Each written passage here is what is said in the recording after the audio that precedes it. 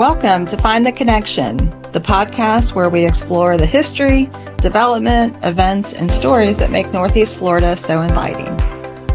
I'm your host, Kendra Robertson, a real estate professional, community leader, wellness ambassador, and proud resident of Jacksonville Beach for over 30 years. In each episode, we'll dive into the stories of the people that are making a difference, both at a local level and nationally. We'll share an inside look at real estate with tips for maintaining work-life balance, from winning your mornings to winning your day, all while staying connected with our vibrant local community. So grab your coffee, get comfortable, and let's find the connection between community and living your best life. I am talking today with Emilie Bishop and Ian Gilbert. Emilie and Ian are part of the Dancin the Streets committee, and they have been involved for many years as children, as volunteers, and about, I think 8 years ago, they joined the committee as kind of a younger generation that has helped grow the festival, helped evolve Dancin the Streets into what it is today and what it will be in the future. So thank you for joining me today, Emilie and Ian. I think one of your stories, Emilie, for Dancin the Streets was you and Ian, like, can you believe we did this, And I was like, this is the story that I want to tell, That was actually a super sweet moment. I was very kind of frustrated because just, at the end of the night, all your volunteers kind of leave you and flail off and everyone's having a good time. And I don't blame them. I appreciate all their help. But I basically had been running the beer tent by myself with not enough volunteers we needed. And the Miller tap was like making all foam be like, it was stupid. We should have stopped serving Miller. Like it was a waste of, It was stupid, but everyone wanted Miller. So it was like a chemist. They'd pour it and then they'd put the one in front and anyways. But I was like, I need to walk away. And so I went backstage and I was like, the DJ hugged me and I was like, where's Ian? And I came around the corner and he was standing there watching the Honey Hounds the last 10 minutes. And I was like, I'm just going to enjoy this for a second. And then I took a video and I was like, I guess it was about 8 years ago. Yeah. Was the year we didn't make any money. Well, we didn't. Right. We didn't. That was, I guess, we didn't. We didn't make money. We didn't make a profit. Sorry, we didn't make money. And that was the year, because I was always involved, but it was the year my mom was like, I'm just going to be done with this. If we don't make money, what's the point? And I told Ian and Austin, we were out at Feisty, and I was like, I think they're not going to do it anymore. And they were like, let's do it. And I was like, you have no idea how much work it is. I go to the meetings because I'm nosy and want to help my mom a little bit, but it is so much work. And they're like, we can do it. And here we are. Oh, sorry. Well, I think I also, that shot that you put, and, I've stood there with Ian at the same time of night, yeah. And appreciated, that we got through the day or whatever. So, yeah. So I think a lot of people don't realize that it's a fundraiser. And when I was talking with your mom on this podcast, I don't know that I really got that across, and that's one of the things that we've had a hard time with the Beaches Town Center agency, the nonprofit, getting our message out, getting our mission out, because we're so behind the scenes with the city of Atlantic Beach, city of Neptune Beach, with the merchants, with the community, that kind of thing. So, Dancin the Streets was our original fundraiser for that nonprofit, besides the engraved brick sales. So I look at Dancin the Streets. I've been involved for over 20 years, and it's been going on for 40. I think technically we just had 38 because we missed 2 years.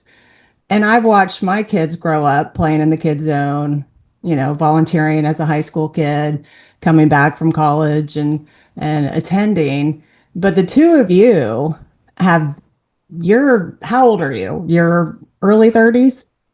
I'm 36. And it's funny, someone asked the other day and I said, I don't know. I have to do the math. 36 and 35. So you have been a part of this your whole life. Yeah, it's funny because like I was thinking about it just the other day, and like I started out, first of all, going to see my dad play early 90s when he was in bands playing all the time. And then David Jacks, who helped run the A stage this year, the Ocean stage, he taught me how to play drums, and he started having me come when I was like 11 years old to help him be like a drum tech. And I would set up the drums on the stage and then be there for in between bands and setting them up. And I did that for years. And then after that, I was renting out my drum sets for the stages, and helping my dad with it. And then after he passed away, then stepping into the role of basically running the music side of it. And it's funny how it's progressed over the last 23 years for me now since I started doing it, so it's been fun. Well, it's also been really neat to see some of those younger bands, the newer bands, working their way to the main stage or really working their way out of Jacksonville. It's been interesting, just seeing that evolution and having Dancing the Streets be part of it, I guess, right? Right. Yeah. I mean, it's such a great festival because it's community focused. And then also because, all the bands that we have are local bands. We don't look for massive headliners that are famous already and things like that. We're wanting to keep it local and give kind of, the local bands their shot to play on a big stage in front of, the local community that comes out and sees them, on the weekends. So It's just fun to give everyone an opportunity to have that showcase. Well, and we really, because it's a free event, we can't really afford a huge headliner either, right? I mean, yeah, not with some heavy sponsorship, not without heavy sponsorship, that is. But I don't think we ever wanted to come to that, though. Right. I think that's the main appeal to it, is that it is truly a local festival at the beach that's, supported local bands for years. And then in turn, we're able to support the community with, their talents. Right. Well, so your dad played, his band was Lucky Stiff, is that right? Okay. And he had his own recording studio, is that right? Yeah, so he owned A1A Audio Productions in Jack's Beach for, I want to say they probably had it for about 10 or 12 years. And Scott Carpenter was a part of that too. Okay. And Scott's been a part of Dancin the Streets forever as well. How did your dad fall into that mentoring of young musicians role? I mean, do you remember? I mean, it was just, I think it started because he was always, was a musician from the time he was very young. A lot of our family members are musicians, and, he started out as a teenager. He actually moved to Fort Lauderdale when he was 15 years old and lived with his brothers and sisters and started playing in bands. So I think as me and my brother got older, and especially me playing music, out and playing around the corner and things like that, that he really enjoyed kind of shepherding us into playing gigs and things like that. And, with Austin Sherrill playing with me, and then just our friends and our friends' bands and stuff like that. And then, once he really started getting heavily involved with the booking of the bands for Dancin the Streets, it was just a really good opportunity to, give these, sometimes high school bands a shot to play on a stage in front of people, where they might get that opportunity. And then it's funny now that, some of those kids I was one of them, we're all in our 30s now, and now their bands are the ones that are playing on, the A stage or headlining Pete stage, or, it's like we've all come a long way in the last, 20 years. So it's something that he always enjoyed doing, and, always he was brutally honest with all of us and told us when we sucked. So that was always great. But, it made us better players. So Jimmy was my favorite when I started coming to meetings, and I had no say, and I was just a meek little mouse in the back, because it would be just literally all of y'all yelling at each other, arguing, my mom, you, Elaine, too much wine, and Jimmy's just in the back one of these ladies gonna shut up. I just want to talk about music and leave. He's just so honest. So you, Emilie, you're a realtor with Keller Williams, and you are on the Moving with Margaret team, and Margaret was also very involved for many years. And you mentioned Margaret took over, I guess, the beer tit at the Jimmyville stage, because Margaret and Jimmy are besties, or were besties, and she, I guess, worked out a deal that all the tips went to Keller Williams. So she manned that beer tent forever. And I mean, now she has, as a lot of your generation of dancers retired, not in a bad way, in a nice way, but she has passed that on. And obviously we're trying to now get sponsorships from restaurants to run beer tents. But yeah, she for years ran that tent and loved it. I remember years ago on Sunday afternoon running into Margaret, Amy Roberts, someone else, Elaine. We were all getting pedicures, but we didn't schedule it together. The day after? That's so funny. I love that. Yeah, it's like we need to schedule your feet hurt so that's the thing is I remember always the next day it's because I want to wake up and help my mom, but it's now a thing that I make Todd go help my mom the next day because I'm I physically my body is my feet can't walk. I can do it. My head's awake, but my body is so dead. So now I make Todd go help Sunday morning and I stay home with the kids. Well, and I think that's really where your mom and I got was we can't do this physically. It's physically so draining.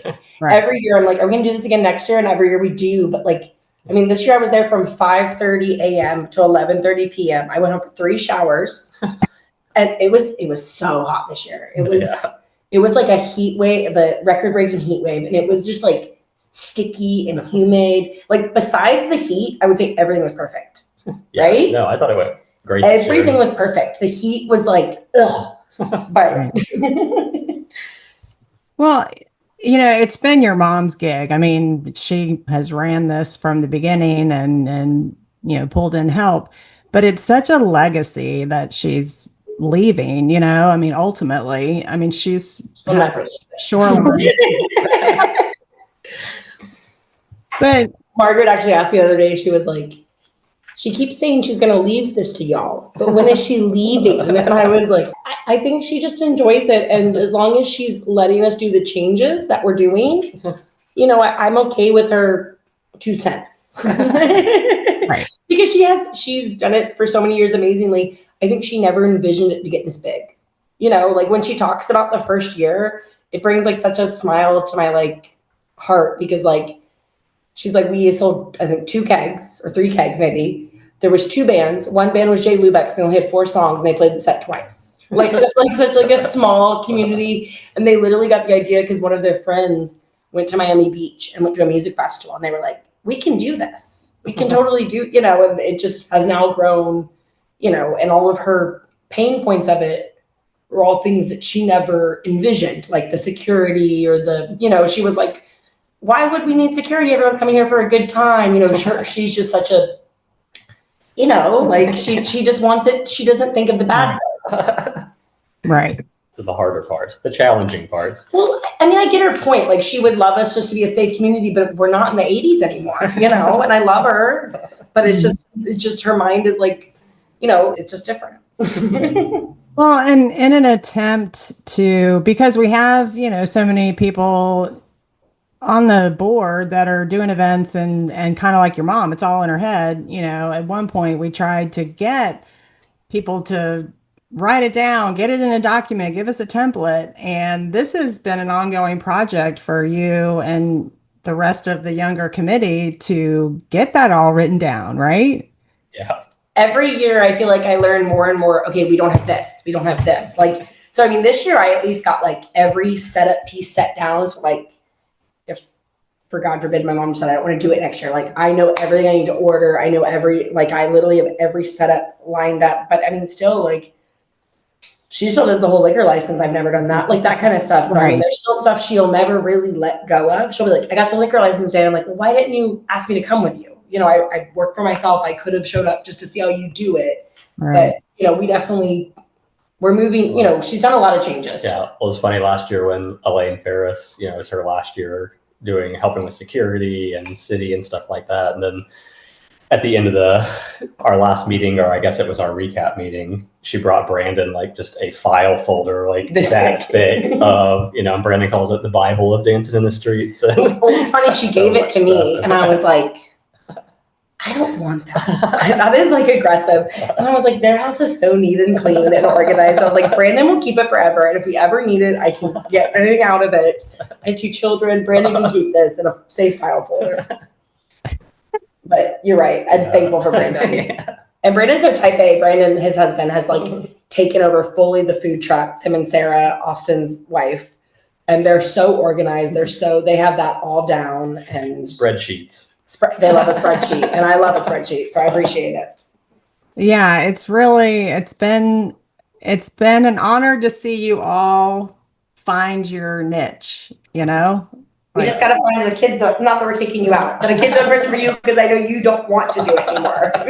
Well, it was, you know, so Richard Arthur, who's on the board, and he's been... He did amazing this year. I mean, well, it was great. It was funny because initially, so for the listeners, I was not there for Dancin the Streets this year for the first time in a long time because my daughter got married on that day. And in my effort to empty my volunteer card a little bit, I okayed it when she gave me that date. But, you know, Richard's been very involved in the community for a long time. And he initially said he would be there for like setup and breakdown. And then it turned into him being there all day. But I got such a kick out of talking with him. I asked him, you know, how it went and everything. And he said his daughter volunteered at the craft table. And I said, this is where it starts. Well, it's funny because he gave me the list like the day or two before. And just because I know him and know his last name, his kids were on almost every shift. I mean, and he rotated them around so they didn't get bored. But his kids worked all day and they're friends. And they said, my friend wants to work here. And I said, of course, you know, wherever they want to be, we appreciate it. Yeah. Well, and I had said that's how I did it years ago when I started was I would, you know, for the moms that had 3 kids, come work and I'll give you free wristbands, you know. For all of the kids. Yeah. Just for an hour or 2. We appreciate you. Right. So what does Dancin the Streets mean to you? What does this event mean to you guys? It's just something to me that it's just been so part of the community for my entire life, you know, that it's something that I look forward to every single year. And even though it is so stressful leading up to the day, it is worth every minute, you know, like I love it. I don't ever see myself not being a part of Dancin the Streets for as long as it's around, as long as the city lets us do it. And, you know, we can continue doing what we're doing because it just really just adds such a nice day to the community. Once a year, everyone from the beach gets together. You know, we have tons of people that come from town now, people that drive sometimes hours to get here, you know, and it's just such a, I don't know, such a good day. I love it. You know, I look forward to it every year. What about you, Emilie? I would say it to add on to him, thinking about community and legacy. Like the community, like I feel like, and I'm not talking about Jack's Beach or anything, but I feel like there's no other little festivals in our little Atlantic Beach, Neptune Beach Town Center, and it's special that's just one day a year. You know, we don't have them every weekend, and it is one community event, and it is I feel like a great vibe, but I'm biased. But then the legacy, like when my mom was like, I'm not going to do this anymore, I was like, whoa, like, you know, like it almost like made me, like, even when, I mean, she doesn't want to ever close shorelines, but I've always told her, like, if she wants to close shorelines, like, I don't want to run it, but I will happily buy it from her and hire managers. Cause like, it's such a part of the beach community that like, I don't want it to let it go. And like Ian said, every year it's like the stress ball that I dread. And it's funny, every year I go the weekend after Memorial Day to like this vacation. We've done literally for 17 years of our friends. And so it's like I decompress after, we all go camping and whatnot. But it's just like this stress ball that like after the day's over, I have this huge weight lift over my shoulders. But it's also like I couldn't imagine my life without it. So like when it was talked about that it wouldn't be a thing anymore, it was like, well, that's not possible. Like that, we just have to fix that. You know? Right. And I think having a younger generation involved, we have tried new things, you know, and so many new things. Yeah. I mean, adding the new stages, adding the POS credit cards, you know, taking away the token. 2 years ago was the first time we even used credit cards, which is wild for being 2023, the first time we used credit cards at a, you know, festival, because that's such the normal way to pay for anything nowadays, you know? And right. I know that's all my mother, and I love and appreciate her. And I mean, when the tokens were invented, they were invented because this whole event was off volunteers, you know, like everyone, and no one was, no one was really paid to do anything. So the tokens were made, this sounds bad, but so people wouldn't steal cash, which I guess you could still steal tokens, but it's not as bad. So Right. that's why the tokens were made in the 80s or whenever, you know? And so, I mean, back then that wasn't even like a vision of the credit cards. And now it's like, that's everyone's form of payment. And it took, I mean, as you know, you were at those meetings, a lot of convincing to tell Patsy that no one besides you uses cash every day, you know, like. Right. Yeah. Well, I think the whole thing that we're, trying to do with the changes is make it more streamlined, make it easier for, us, make it easier for the people that come to the festival, and just make it a better experience for everyone. Mm-hmm. And then also by, trying to get corporate sponsors and things like that, that always helps out too, by covering some of the heavier costs that we faced over the past couple of years, especially with security and police and things like that, Right. all of which is, completely necessary. And I think that we're happy that it's such a safe event. But it does definitely come at a cost. And, by getting sponsors and just doing things a little bit differently, I think we've been able to make it a little bit more successful than it had in the past. Well, and that's the thing, is I'm not bashing how it was done in any way. I mean, it was obviously a successful event for, 30 years before we did anything with it. And, it was just, my mom straight was like, I don't want to ask people for money. I mean, that was where the turning point came, was where we said we need sponsors, because she just used the money from the last, and I understand, I mean, from growing up in that household, I'd be sent home with fundraisers, and as someone owning a retail store, she would buy everything I have to sell and say, you're not knocking on my neighbor's door and asking to buy a candy bar. Like, that's just how, like, she just never was that way. And so I understand it, but also it's just, we're in another day and age. And, as someone in business, you do get something from a sponsorship, or, there's value in it, is for some businesses and not for some businesses. And the businesses that see value in it, there's a value in it. And what I appreciated this year, and I guess like the last couple of years, is a lot of us young people after the meetings will go to dinner, and they kind of will run ideas by me that, they've been thinking about. I mean, not that they shouldn't say out loud, but it's a little more open. And Brandon, his husband, was the one that told me, Emilie, I really think right after the event, you need to go walk around all the businesses and just say, hey, what went right? What went wrong? Do you want to be more part of it? Do you want to be less part of it? What can we do to change it and make you happy? Not that we're going to do it all. I just want to do that. And I did that today. I didn't go to all of them. I spent 2.5 hours, and it was so nice. It was so refreshing, because I feel like my mom had this view of like a lot of merchants and people didn't want to be part of it. And that was, I think, just like an old view, because everyone, I mean, maybe they were lying to my face, but everyone was so positive and was like, we want to get a permit to sell the alcohol. We want to sell our food. I mean, this is the restaurants, obviously. We want to sell our food.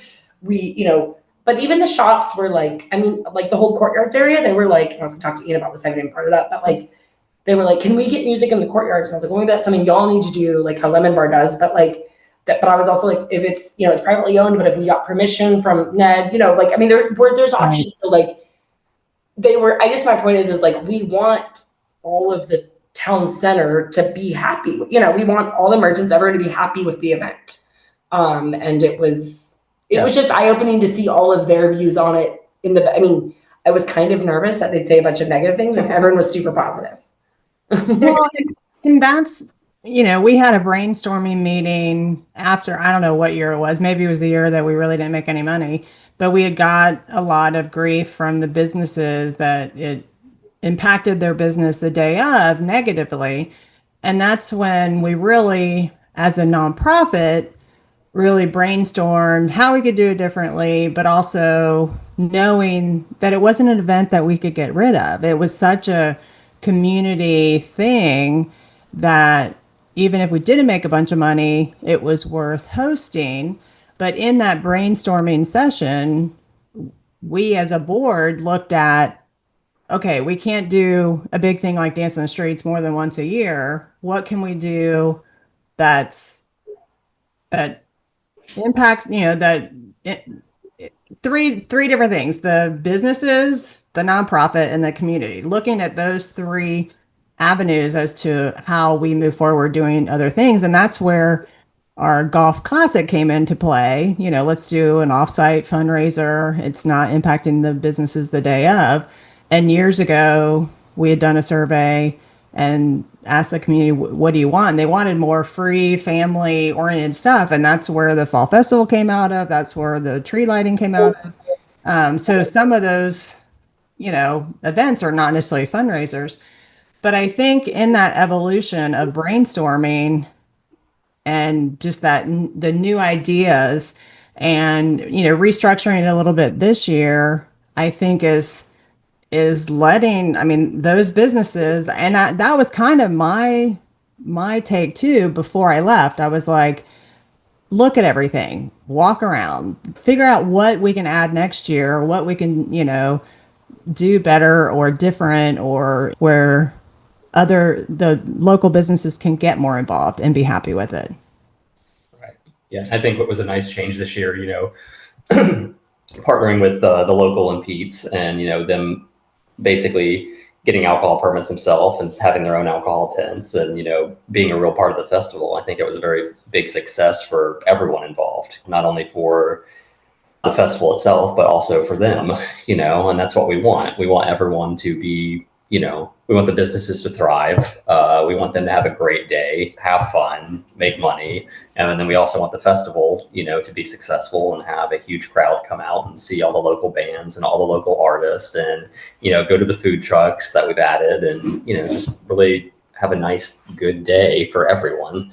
We don't want anyone to feel that they're being left out, or that their business is being stifled for the day because there's a ton of foot traffic, but the front door is blocked because people are standing in front of it. Things like that. We want it to be positive for everyone, every business that's part of the Beaches Town Center agency, so that I think that's the ultimate goal, And that was the message what I said today as I was like, we're not bartenders. Like, this started as a volunteer thing, running all the beer tents, but and if anyone's listening, like, we'd love any sponsorship. If you want to take over all of our alcohol sales, get your permits. That was my message to all the restaurants. And that you can also, we'll tell you, there'll be a fee, but you can have have a food booth like Joseph's does. Like, we'd love all community,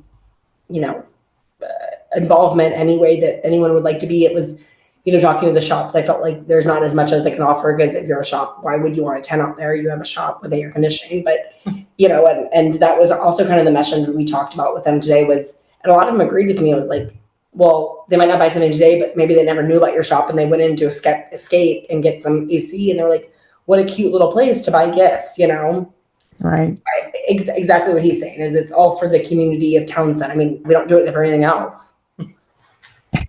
Well, and raising my kids, biking up to the corner, skateboarding, walking, when they come back in town, that's where they want to be, Right. And Beaches Town Center is part of us, from growing up. It's the corner. It's where we go. I grew up in Sundog. When I grew up at Sundog, Shelby's, all the things, like, it makes me so, I love the corner now and how it's evolved, but just thinking of what it used to be. And like, I have an old Sundog shirt. I have an old Shelby shirt. Like, I have like all these things that of my past that I miss, but it's sweet how it's all evolved and gotten bigger and better. Yeah. So Fiona, my oldest, is pregnant, and she came back because she was craving 2 local restaurants. I literally came for 24 hours, ate what she wanted, and went back to. What were they? I think that's the beauty. Well, it was pasta from Al's, just their basic garlic, and then Angie's Peruvian. We love a local any restaurant. But, I think that's the beauty of our area is it's not the national chains. It's all local, locally owned menus and, that kind of thing. And even the things that were chains, they're not changed, but like Ragtime is part of a brand, or I guess chain, Right. The Groshells, they have amazing businesses. They're still all local, there's nothing at the corner that, Owl owns a bunch of things, but it's all different. Everything has its own vibe and taste. And we love our corner. So is there anything I haven't asked you that I that you want to talk about, or statement, or Anything about your dad? No. No, I think it's just that, I mean, we're happy to be a part of it, and we want to continue to be a part of it. And, we're always looking for volunteers. Always looking for volunteers, trying to make it bigger and better, looking for sponsorships, looking for, like I said, restaurants they want to sell beer, sell food. It's a community event. We want the community to be part of it. Yeah. I will say one more thing about your dad. I've never been to a musician's funeral, and it was just beautiful. It was so nice. Yeah. It was it was exactly what he would have wanted. It was a party. Yeah. And there was standing room. It was so filled. Yeah, I think there was over 500 signatures on the guest book, and we ran out of space. Yeah, he's definitely, lots of good memories for sure. Absolutely. All right. So thank you both for joining me. Thank you both for just doing what you're doing for our community. Your parents are leaving a legacy, but you are a part of that legacy, and you're leaving your own legacy. So I am so appreciative of all of you, your whole friend group, for getting involved and making Dancin the Streets what it is today and in the future. It's a lot of fun. It's a labor of love that I wouldn't trade for the world. Yeah, we couldn't have done it without y'all laying the groundwork. Literally. I mean, that's literally when I thought about it not happening anymore. I was like, well, that can't be. That can't. Has to. It's part of the community. Yeah. All right. Well, thank you so much. Thanks for listening to Find the Connection. I hope today's episode gave you some helpful insights and inspired you to get involved in your community. If you enjoyed the show, please subscribe and leave a review.